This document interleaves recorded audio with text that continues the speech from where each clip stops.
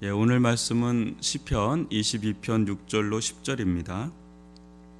제가 말씀 봉독해 드리도록 하겠습니다. 나는 벌레요 사람이 아니라 사람의 비방거리요 백성의 조롱거리니이다. 나를 보는 자는 다 나를 비웃으며 입술을 비쭉거리고 머리를 흔들며 말하되 그가 여호와께 의탁하니 구원하실걸, 그를 기뻐하시니 건지실걸 하나이다. 오직 주께서 나를 모태에서 나오게 하시고 내 어머니의 젖을 먹을 때에 의지하게 하셨나이다. 내가 날 때부터 주께 맡긴 바 되었고 모태에서 나올 때부터 주는 나의 하나님이 되셨나이다. 아멘. 희미한 하나님의 뜻이란 제목으로 함께 말씀을 나누도록 하겠습니다. 왜 환난이 왔는가?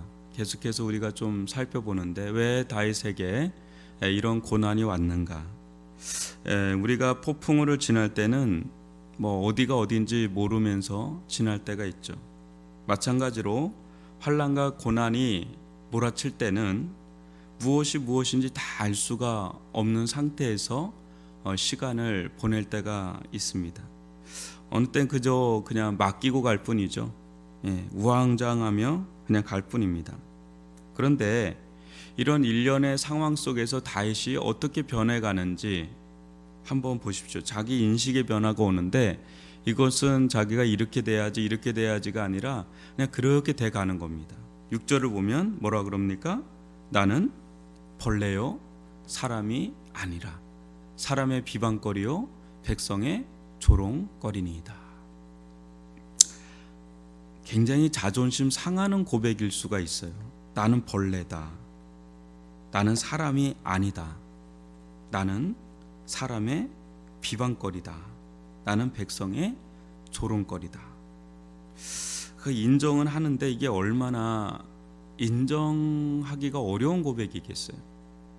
다른 사람은 몰라도 본인마저도 이것을 인정하고 고백한다는 것은 완전히 자기를 부정하는 거죠. 자존심이 굉장히 상할 수 있는, 또 상처가 되는 그런 고백이기도 합니다. 마지막 자존심마저 사라지는 순간이죠. 자기 기대가 완전히 사라지는 순간이죠. 나는 벌레다. 나는 사람이 아니다. 이것은 자신에 대한 완전한 부정 아닙니까? 비하고.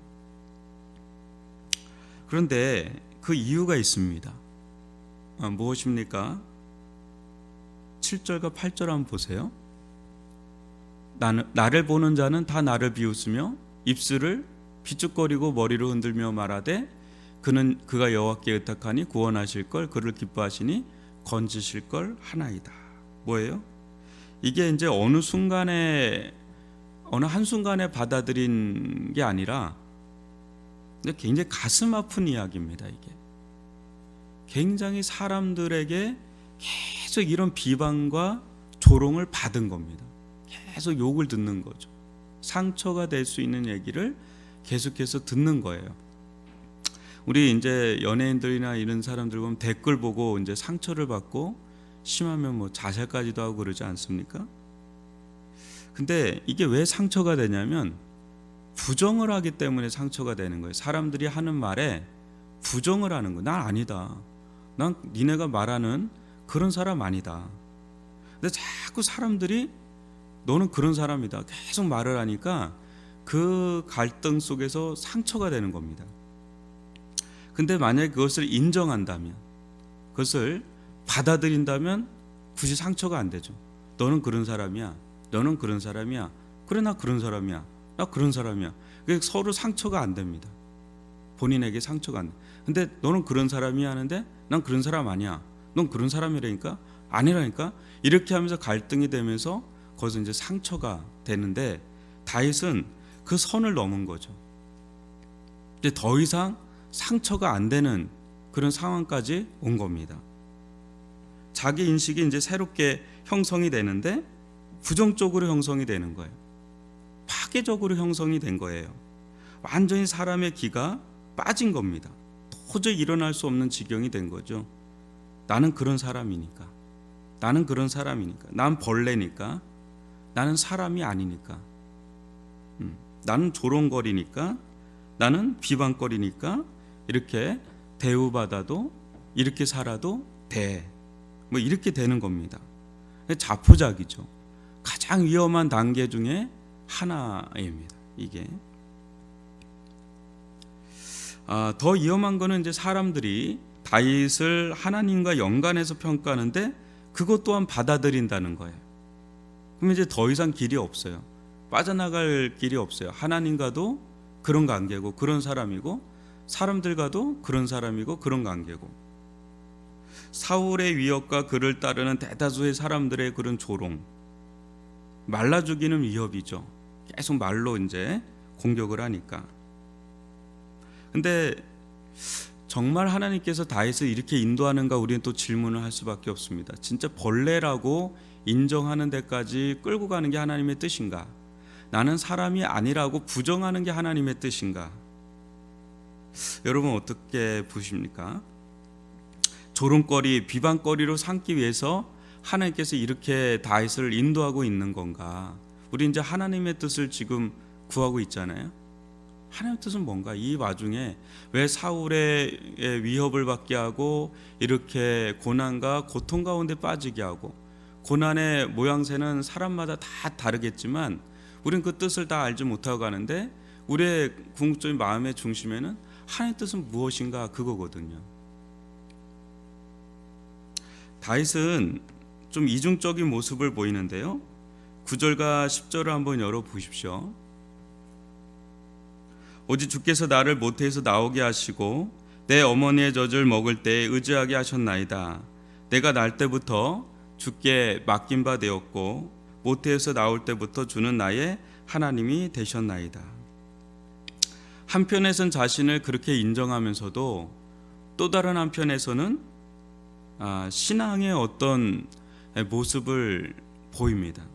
그게 뭐냐면 자신의 존재의 뿌리까지 파고 들어갑니다. 이 와중에 뭡니까?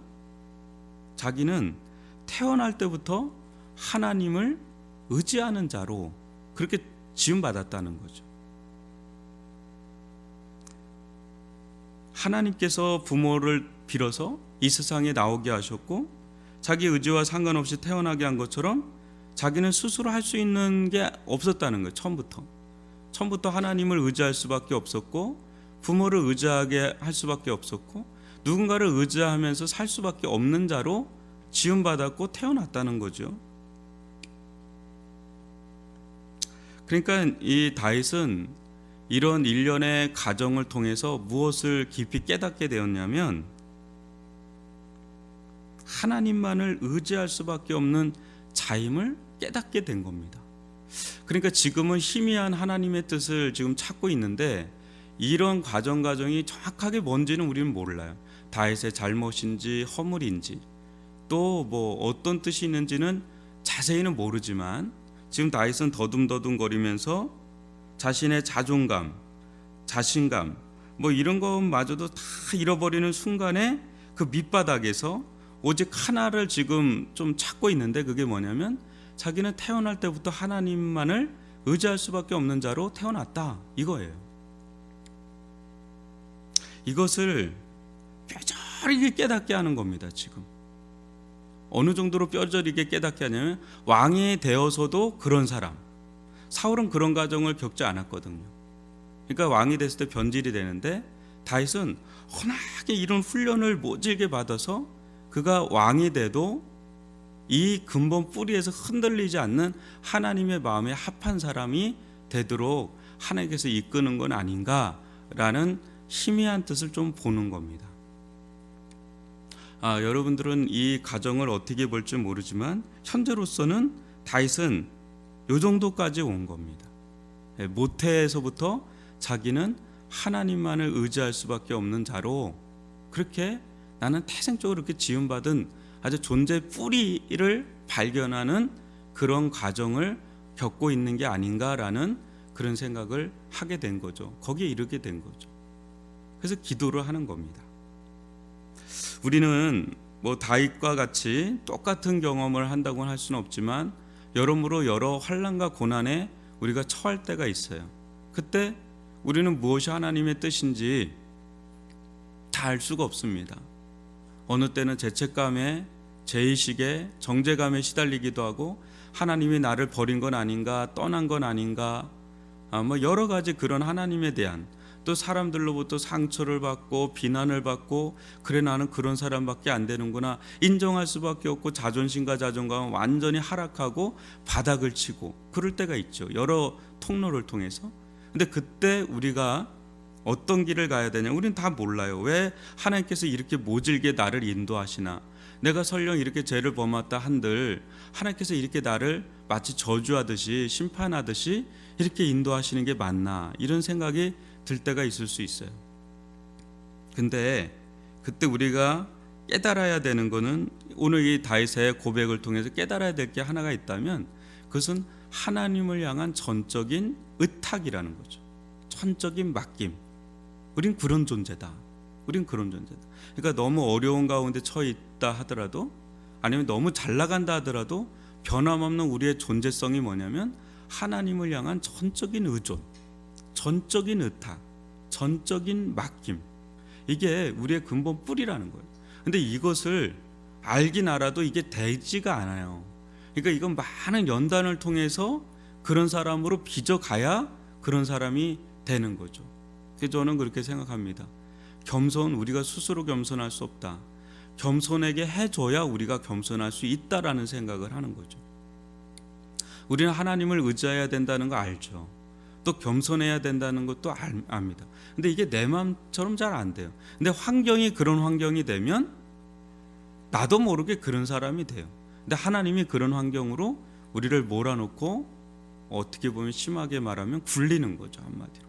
근데 그런 사람으로 이제 거기서 빚어지는 거죠. 너무 고통스럽지만 그 가운데 하나님의 사람으로 빚어지는 그런 것이 아닌가라는 것을 보게 되는 거죠. 다윗 스스로 하나님의 마음에 합한 사람이 될 수 있을까요? 아니죠. 하나님 그렇게 인도하셨으니까 그런 사람이 되는데, 사울은 그런 데 있어서 쓰임받은 그런 도구가 된 거죠. 그래서 하나님께 전적으로 의탁해야만 하는 존재임을 깨닫는 것, 이게 지금 다윗이 그 수준까지 와 있다는 것, 그리고 그것이 또 다른 은혜의 물꼬를 열고 있다라는 것을 우리가 좀 가늠하면서 우리의 삶, 또 우리의 인생을 한번 돌아보고 또 방향을 잡을 수 있기를 바랍니다.